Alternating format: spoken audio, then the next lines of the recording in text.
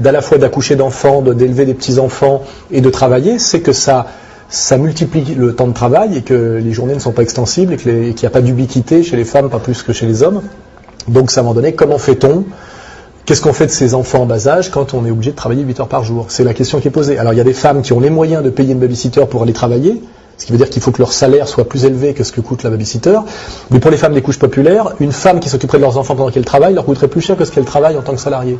Donc ce n'est pas un choix libre, c'est une question déjà de position de classe, et ça réduit souvent à la fin, notamment dans les classes populaires, à la double journée. Parce qu'en réalité, aujourd'hui, le droit au travail est une escroquerie, c'est l'obligation de travailler. C'est-à-dire que pratiquement plus aucun couple aujourd'hui ne peut vivre sur un seul salaire, et dans les couches populaires, ce qui prouve d'ailleurs qu'il y a une régression sociale, il faut dans les familles d'ouvriers ou de petits cols blancs, 2 salaires pour faire vivre une famille, un foyer. Il faut 2 salaires. C'est-à-dire qu'une femme arrête de travailler aujourd'hui, c'est un luxe dans les classes populaires. En réalité, elle est obligée de travailler.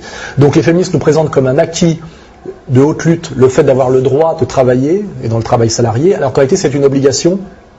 Un, c'est une obligation, et deux, c'est ce que désire le système marchand, car en fait, le système marchand qui veut étendre le marché toujours plus a intérêt à étendre le salariat et le pouvoir d'achat, la capacité de consommer.